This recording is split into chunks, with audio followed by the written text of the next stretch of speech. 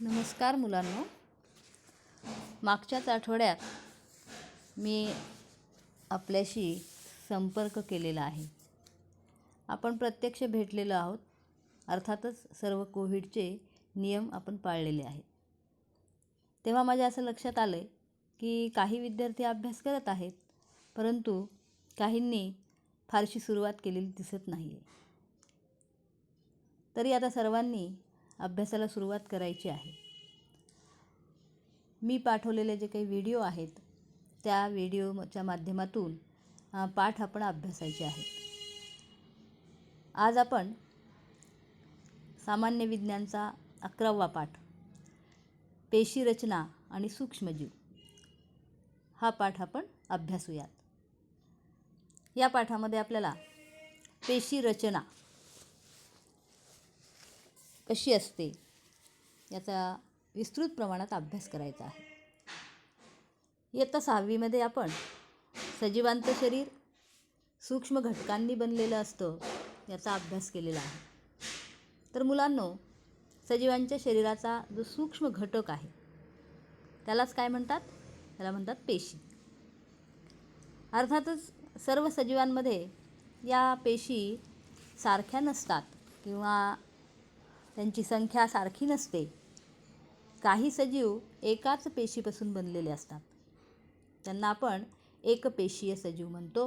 आणि काही सजीव एकापेक्षा अधिक पेशींनी बनलेले असतात, त्यांना आपण बहुपेशीय सजीव म्हणतो.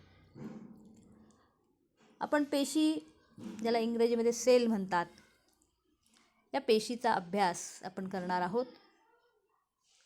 पेशीमय रचना हे सजीवांचं प्रमुख लक्षण आहे. पेशी हा सजीवांचा रचनात्मक आणि कार्यात्मक असा घटक आहे, ज्याला मूलभूत घटक म्हणतात. आणि पेशीपासूनच हळूहळू वेगवेगळ्या संघटनाच्या माध्यमातून, संघटन पातळीच्या माध्यमातून सजीवांचं शरीर तयार झालेलं असतं. तर शरीर पेशीपासून कसं तयार होतं याच्यासाठी एक सुंदर असं उदाहरण या ठिकाणी दिलेलं आहे. ते उदाहरण असं आहे, पुस्तकामध्ये आपण जर बघितलं तर या ठिकाणी आपल्याला एक तक्ता पूर्ण करायचा आहे. इथे दिले शब्द, शब्दापासून काय बनतात? वाक्ये. वाक्यापासून काय बनतं ते आपण सांगायचं आहे. नंतर त्यापासून पाठ बनतो आणि पाठापासून पुस्तक बनतं. तर उदाहरणार्थ आपल्या हे विज्ञानाचंच पुस्तक आपण लक्षात घेतलं तर या ठिकाणी वरती असं दिलं आहे सजीवांचे शरीर. तर हा सजीवांचे हा शब्द आहे. हा शब्द कशापासून तयार झालेला आहे? तर अक्षरांपासून तयार झालेला आहे. म्हणजे इथं आपण लिहायचं अक्षर. अक्षरापासून शब्द तयार होतात, शब्दापासून वाक्य तयार होतात, मग वाक्यापासून अर्थातच काय तयार होतं? परिच्छेद, पॅसेज.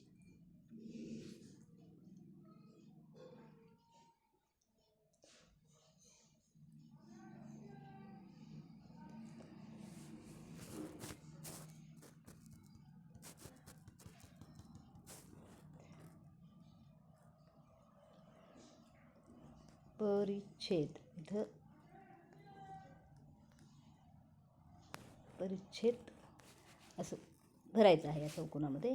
आणि परिच्छेदापासून पाठ तयार होतो म्हणजे धडे, आणि या सगळ्या धड्यांचं मिळून पुस्तक तयार होतं. तसंच आपल्या शरीराच्या संबंधात आहे की या ठिकाणी खालच्या बाजूला हे चित्र दाखवलेले आहेत.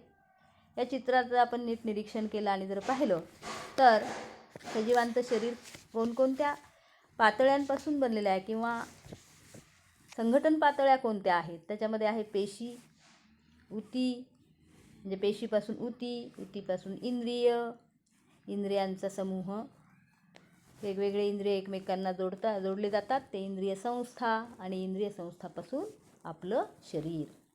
तर या ठिकाणी ह्या सजीवातील संघटन पातळ्या या ठिकाणी दिलेल्या आहेत. तर त्याचा बेस आहे पेशी, मूळ आहे पेशी. पेशीपासून वेगवेगळ्या पातळीतून आपलं शरीर तयार होतं. तर विद्यार्थी मित्रांनो, या पेशीचं जे शोध आहे म्हणा किंवा त्या संदर्भातलं जे संशोधन आहे, ते संशोधन ज्या शास्त्रज्ञानं केलेलं आहे त्याचं नाव आहे रॉबर्ट हुक. रॉबर्ट हुक यानं सर्वप्रथम बुचाच्या झाडाचा काप सूक्ष्मदर्शकाखाली पाहिला आणि त्याला त्या ठिकाणी कप्पे दिसले. मधमाशाचं पोळं जसं असतं त्याच्यामध्ये जसे कप्पे असतात ते कप्पे त्याला दिसले आणि त्याच्यातून त्या कप्प्यांना त्यानं नाव दिलं पेशी.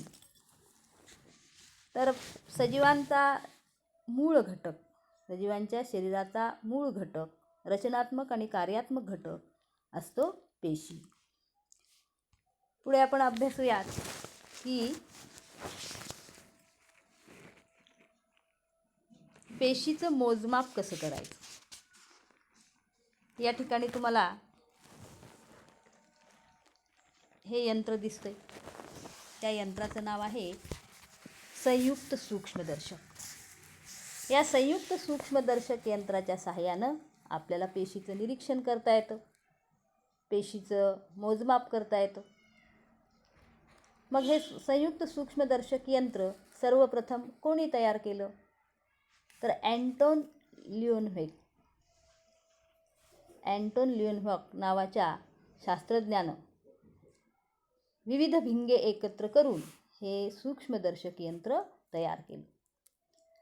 पेशी अत्यंत सूक्ष्म असतात, त्या नुसत्या डोळ्यांनी आपल्याला दिसू शकत नाहीत.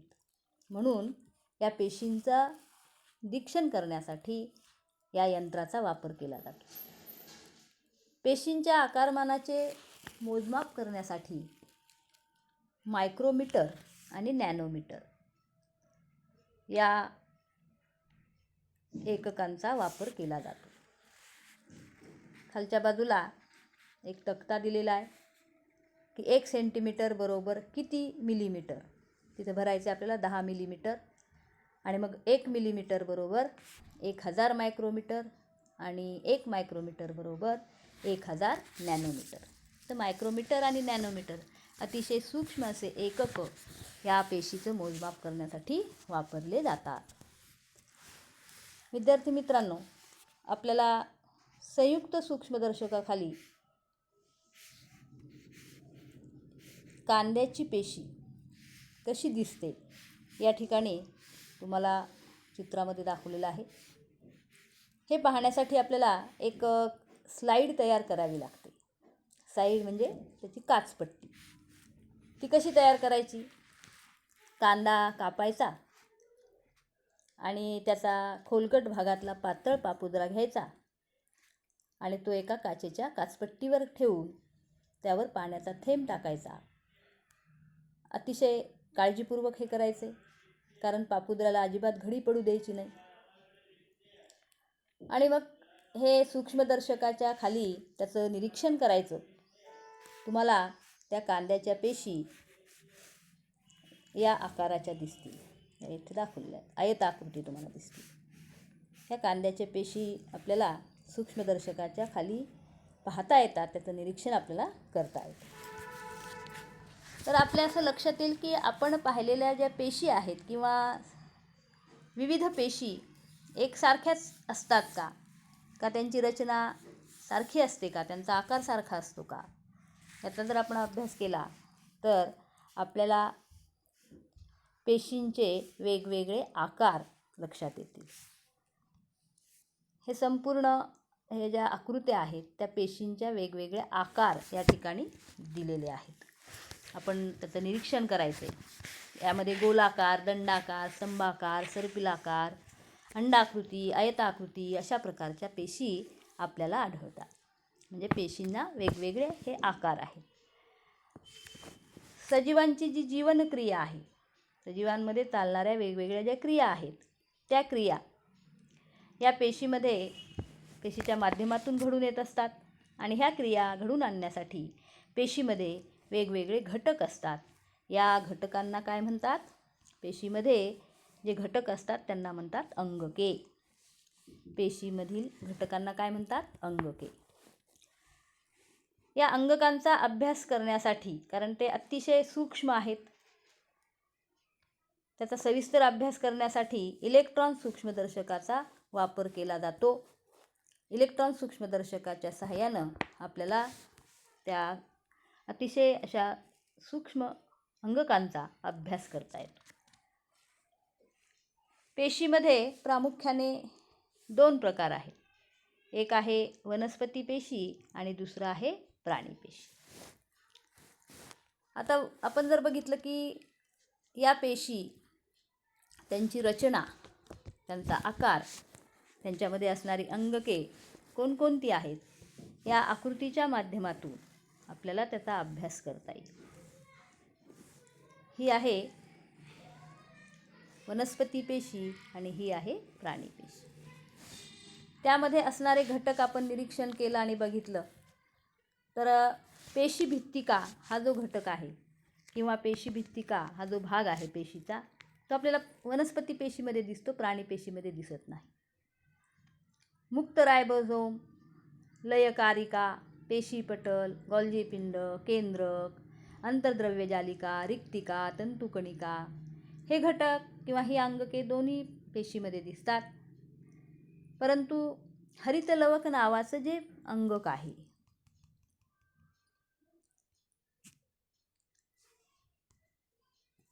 ते हरितलवक नावाचं अंगक आपल्याला वनस्पती पेशीमध्ये दिसतं, प्राणी पेशीमध्ये ते नसतं. कारण जी प्रकाश संश्लेषणाची क्रिया आहे वनस्पतीमध्ये चालणारी, ती क्रिया आपल्याला हरितलवकाच्या माध्यमातून त्याची गरज असते त्या क्रियेसाठी. आणि प्राणी पेशीमध्ये या हरितलवकांची आवश्यकता नाही आहे, कारण प्राणी पेशीमध्ये प्रकाश संश्लेषण क्रिया घडू येत नाही, त्याची आवश्यकता नाही. सर्वांनी या दोन्हीही आकृत्या, वनस्पती पेशी आणि प्राणी पेशी, याच्या सुंदर अशा आकृत्या वहीमध्ये काढून त्याचे फोटो मला पाठवायचे आहेत. पेशी अंगकांचे अभ्यास करताना त्यांचं कार्य आपण लक्षात घ्यायचे. पेशीभित्तिका हे पेशीचं सर्वात बाहेरचं आवरण आहे. पेशीपटल हे पातळ असं आवरण, नाजूक असं आवरण आहे.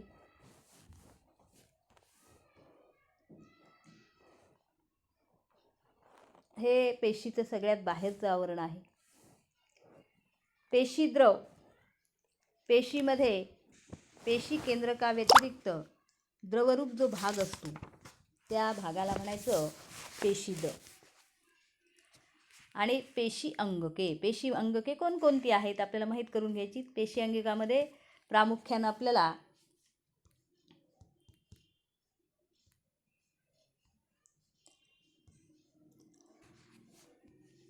पेशी अंगकामध्ये प्रामुख्यानं केंद्रक, अंतर्द्रव्यजालिका, गोल्जी पिंड, लयकारिका, त्यानंतर रिक्तिका, तंतुकणिका हे आपल्याला दिसून येतात. आणखीन एक गोष्ट आपण लक्षात घ्यायची आहे की या ठिकाणी तुम्हाला या आकृतीमध्ये हा जो आकार दिसतो ही आहे रिक्तिका. ही आहे वनस्पती पेशीमधील रिक्तिका आणि ही आहे प्राणी पेशीमधील रिक्तिका. वनस्पती पेशीमधील रिक्तिका आकाराने मोठी आहे आणि प्राणी पेशीमध्ये जी रिक्तिका आहे ती आकाराने लहान आहे. वनस्पती पेशी आणि प्राणी पेशी मधील समान घटक आपल्याला माहीत झाले आहेत आणि वेगवेगळे घटक कोणते आहेत ते सुद्धा माहीत झालेले आहेत. कारण केंद्रक तर दोन्ही पेशीमध्ये आहे, परंतु हरितलवके हे फक्त वनस्पती पेशीमध्ये आहेत. त्यानंतर रिक्तिका, वनस्पती पेशीमधील रिक्तिका आकाराने मोठ्या आहेत आणि प्राणी पेशीमधील रिक्तिका आकाराने लहान आहे. रिक्तिकाचं कार्य आहे टाकाऊ पदार्थ पेशी बाहेर टाकणे. अशा प्रकारे या अंगकांचा अभ्यास आपण केलेला आहे. या ठिकाणी काही प्रश्न आहेत, त्या प्रश्नांची उत्तरं लिहून वहीमध्ये लिहायचे आणि त्याचे फोटो मला तुम्ही टाकायचे आहे. त्यानंतर पुढचा आपण अभ्यास करणार आहोत ते म्हणजे सूक्ष्मजीव. या ठिकाणी आपल्याला सूक्ष्मजीव म्हणजे काय अभ्यासायचे आहेत. सूक्ष्मजीव तुम्ही अमिबा, पॅरामेशियम, युग्लिना, गोगलगाय, हत्ती, कबूतर, जंत यापैकी काही सजीव तुम्ही पाहिलेले आहेत. या सजीवांचं जर आपण वर्गीकरण केलं तर आपल्याला त्यांचं 2 गटामध्ये वर्गीकरण करता येईल. एक आहे एकपेशीय सजीव आणि दुसरं बहुपेशीय सजीव. तर अमिबा, पॅरामेशियम, युग्लिना हे एकपेशीय सजीवामध्ये येतील आणि गोगलगाय, हत्ती, कबूतर, जंत हे बहुपेशीय या गटामध्ये येतील, कारण ते बहुपेशीय सजीव आहे. आपण पाहतो की या पृथ्वी तलावर अनेक सजीव आहेत, म्हणजे असंख्य आहेत. काही सजीव आपल्याला डोळ्यानं दिसतात, तर काही सजीव आपल्याला डोळ्यानं दिसू शकत नाहीत.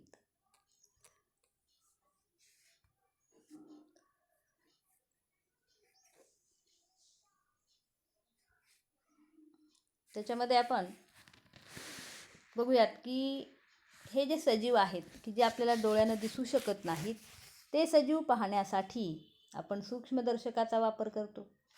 अशा सूक्ष्म सजीवांना म्हणायचं सूक्ष्मजीव. काय म्हणायचं? सूक्ष्मजीव. सूक्ष्मजीव जे आहेत त्यांचा आढळ म्हणजे ते कुठे आढळतात, तर सूक्ष्मजीव हे सर्वत्र आढळतात. जसं की हवा, पाणी, जमीन, अन्नपदार्थ, सांडपाणी, कचरा, शिवाय वनस्पती आणि प्राणी किंवा मानवी शरीर यांच्यामध्ये सुद्धा सूक्ष्मजीव आढळतात. यापैकी बरेचसे सूक्ष्मजीव एकटे राहतात. उदाहरणार्थ अमिबा, पॅरामेशियम हे एकटे राहणारे सूक्ष्मजीव आहेत. तर काही सूक्ष्मजीव हे बहुसंख्येने वसाहती करून राहतात. जसं की मृत वनस्पती, प्राणी यांच्या अवशेषावर जगणारे सूक्ष्मजीव हे समूहानं राहतात. पुढचं भाग आपण बघूयात की सूक्ष्मजीवांचं जे निरीक्षण आहे आणि त्याचं मोजमाप. तर या ठिकाणी आपण या निळ्या चौकोनामध्ये जर आपण वाचन केलं त्याचा अभ्यास केला तर आपल्या असं लक्षात येईल की 100 मायक्रोमीटरपेक्षा लहान वस्तू आपल्या डोळ्याला दिसू शकत नाही, परंतु 1000 पटीचे जे सूक्ष्म 1000 पटी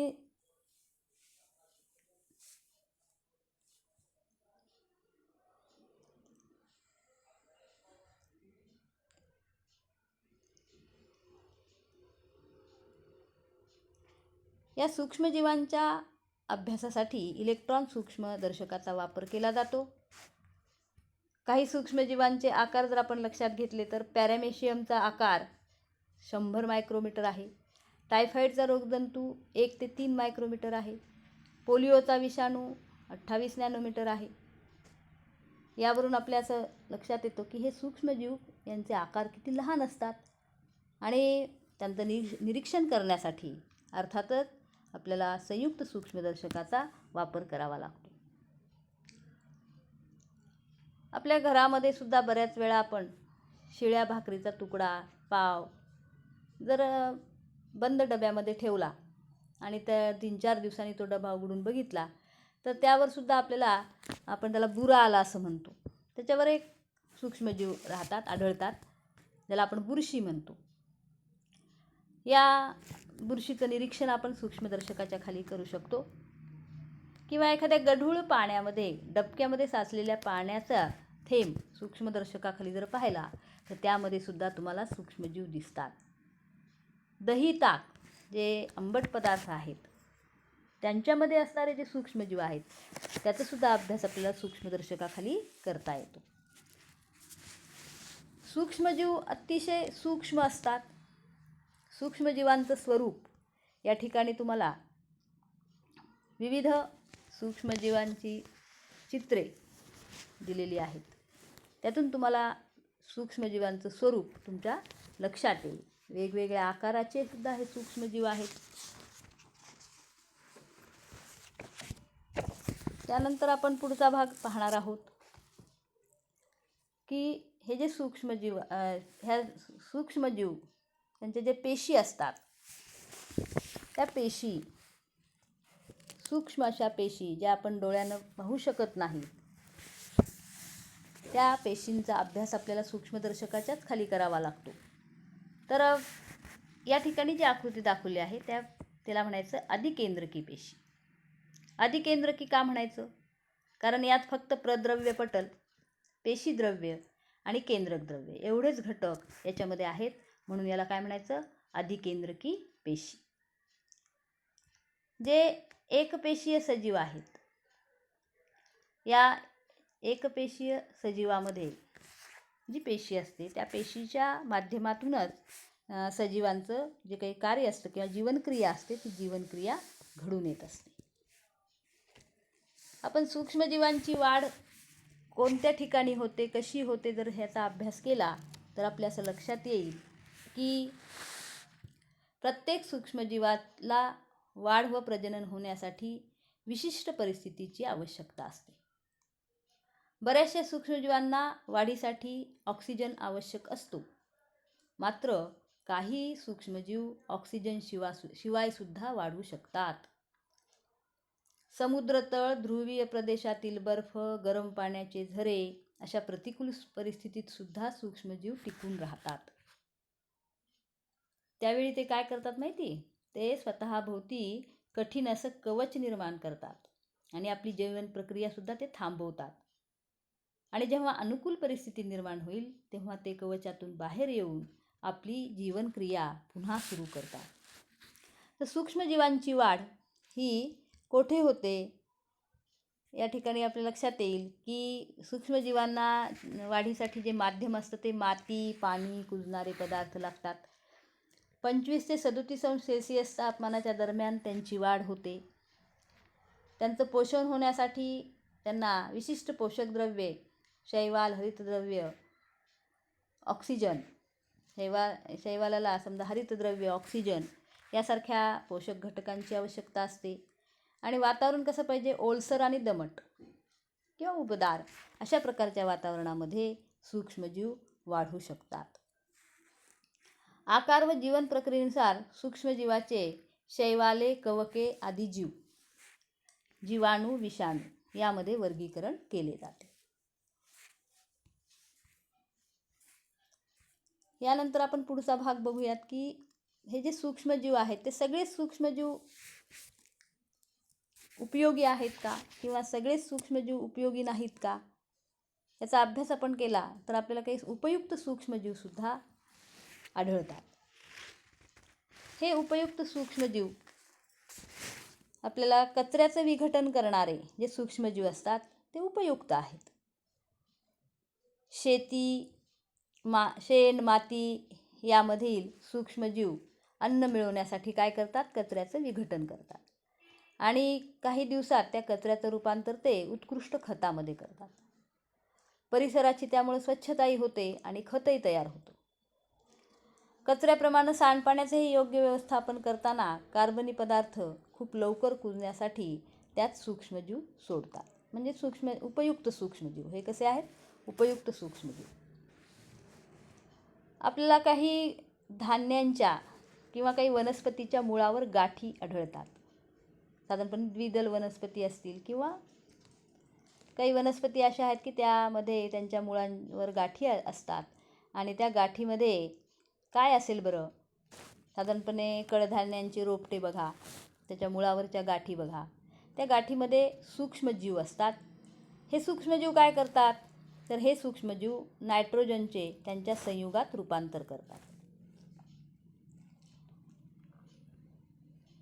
आपण पुढचा भाग अभ्यासणार आहोत की किण्वन प्रक्रिया. आता ही किण्वन प्रक्रिया म्हणजे काय? याच्यासाठी तुम्हाला एक गोष्ट सगळ्यांना माहीत आहे की दुधापासून दही बनणे. आपल्या घरी आपली आई दुधापासून दही बनवते, दुधामध्ये विरजण घालते आणि त्याचं दही बनतं. कोमट दुधामध्ये काय करतात, दही किंवा ताकाचे थेंब टाकतात आणि 8-10 दिवस त्याला तसंच ठेवलं की त्याच्यापासून दही तयार होतं. या दह्याचा थेंब जर आपण सूक्ष्मदर्शकाखाली पाहिला तर आपल्याला त्यात असंख्य सूक्ष्मजीव आढळतात. हे सूक्ष्मजीव दुधाचं दह्यात रूपांतर करण्याचं काम करतात. मग ह्यालाच आंबवण्याची क्रिया म्हणतात, प्रक्रिया. ही आंबवण्याची प्रक्रिया करणारे जे सूक्ष्मजीव आहेत किंवा ही आंबवण्याची प्रक्रिया जी आहे त्याला किण्वन प्रक्रिया म्हणतात. ही सूक्ष्मजीवाच्यामुळेच होते. याच्यामध्ये काही कार्बनी पदार्थांचं दुसऱ्या कार्बनी पदार्थामध्ये रूपांतर होतं आणि ही जी रासायनिक क्रिया आहे याला आंबणे, कुजणे किंवा किण्वन असे म्हणतात. या क्रियेमध्ये उष्णता उत्सर्जित होते आणि कार्बन डायऑक्साईड आणि इतर वायू तयार होतात. हे वायू बाहेर टाकताना ते पदार्थ फसफसतात. आता तुम्ही बघा, दुधाचं दही बनताना फसफसल्यासारखं होतं. फळं व धान्य यांच्यापासून अल्कोहोल तयार करण्यामध्ये सुद्धा किण्वन प्रक्रियाच आहे. पिठापासून आपण जेव्हा पाव बनवतो त्यामध्ये सुद्धा किण्वन प्रक्रियेचा समावेश होतो. ॲसिटिक आम्ल, सायट्रिक आम्ल, लॅक्टिक आम्ल, जीवनसत्वे, प्रतिजीवके, जैविके या सर्वांच्या निर्मितीमध्ये ही जी प्रक्रिया आहे किण्वन प्रक्रिया, ही किण्वन प्रक्रिया घडून येते. अगदी आपल्या घरी इडली डोसा बनवण्यासाठी जे पीठ आंबवतात त्यामध्ये सुद्धा किण्वन प्रक्रियाच घडून येते. तर किण्वन प्रक्रियेमध्ये आपल्या लक्षात आलेलं आहे की सूक्ष्मजीवांमुळेच ही प्रक्रिया घडते. या प्रक्रियेमध्ये कार्बनी पदार्थांचं दुसऱ्या कार्बनी पदार्थामध्ये रूपांतर होतं आणि अर्थातच ही रासायनिक प्रक्रिया आहे. पुढचा भाग आपण प्रतिजैविके कशाला म्हणतात तो अभ्यासणार आहोत. तर बऱ्याच वेळा काय होतं की आपण आजारी पडतो आणि आजारी पडल्यानंतर आपण डॉक्टरकडे जाऊन औषध घेतो. बऱ्याच वेळा डॉक्टर पेनिसिलिन सारख्या औषधांची कॅप्सूल किंवा इंजेक्शन आपल्याला देतात. ही औषधे कोणतं काम करतात शरीरामध्ये, तर ही औषधे रोगजंतूंचा नाश करतात, त्यांची वाढ रोखतात. या औषधांनाच म्हणायचं प्रतिजैविके. अर्थातच ही प्रतिजैविके विशिष्ट प्रकारच्या सूक्ष्मजीवापासूनच बनवली जातात. हे आहेत, याच्यामध्ये औषधं असतात.